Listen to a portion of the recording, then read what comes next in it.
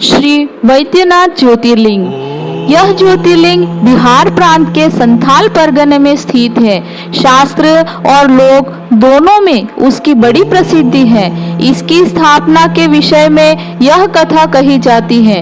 एक बार राक्षस राज रावण ने हिमालय पर जाकर भगवान शिव का दर्शन प्राप्त करने के लिए बड़ी घोर तपस्या की।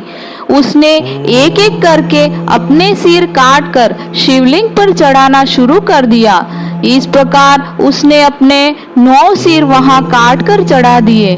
जब वह अपना 10वां और अंतिम सिर काट कर चढ़ाने के लिए उद्यत हुआ, तब भगवान शिव अति प्रसन्न और संतुष्ट होकर उसके समक्ष प्रकट हो गए।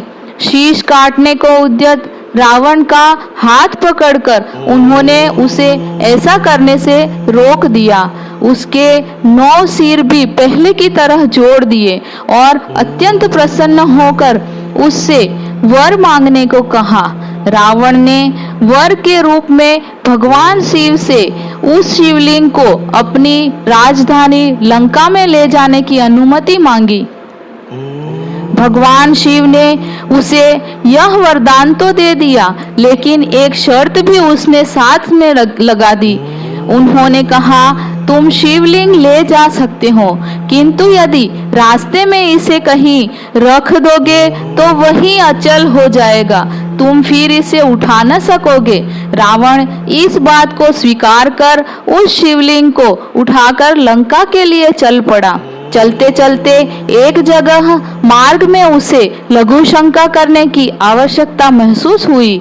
वह उस शिवलिंग को एक अहीर के हाथ में थमाकर लघु शंका की निवृत्ति के लिए चल पड़ा। उस अहीर को शिवलिंग का भार बहुत अधिक लगा और वह उसे संभाल न सका। विवश होकर उसने शिवलिंग को वहीं भूमि पर रख दिया। रावण जब लौट कर आया तब बहुत प्रयत्न करने के बाद भी उस शिवलिंग को किसी भी प्रकार उठा न सका। अंत में थक कर उस पवित्र शिवलिंग पर अपने अंगूठे का निशान बनाकर उसे वहीं छोड़ लंका को लौट आया। तत्पश्चात ब्रह्मा, विष्णु आदि देवताओं ने वहां आकर उस शिवलिंग का पूजन किया। इस प्रकार वहां उसकी प्रतिष्ठा कर वे लोग अपने अपने धाम को लौट गए। यही ज्योतिर्लिंग श्री वैद्यनाथ के नाम से जाना जाता है। यह श्री वैद्यनाथ ज्योतिर्लिंग अनंत फलों को देने वाला है। यह 11 अंगुल ऊंचा है। इसके ऊपर अंगूठे के आकार का गड्ढा है। कहा जाता है कि वही निशान है जिसे रावण ने अपने अंगूठे से बनाया था। यहाँ दूर दूर से तीर्थों का जल लाकर चढ़ाने का विधान है।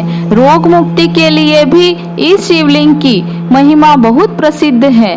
पुराणों में बताया गया है कि जो मनुष्य इस ज्योतिर्लिंग का दर्शन करता है उसे अपने समस्त पापों से छुटकारा मिल जाता है। उस पर भगवान शिव की कृपा सदा बनी रहती है। दैहिक, दैविक, भौतिक कष्ट उसके पास भूलकर भी नहीं आते। भगवान शंकर की कृपा से वह सारी बाधाओं, समस्त रोगों शोकों से छुटकारा पा जाता है। उसे परम शांतिदायक शिव धाम की प्राप्ति होती है। ओम नमः शिवाय।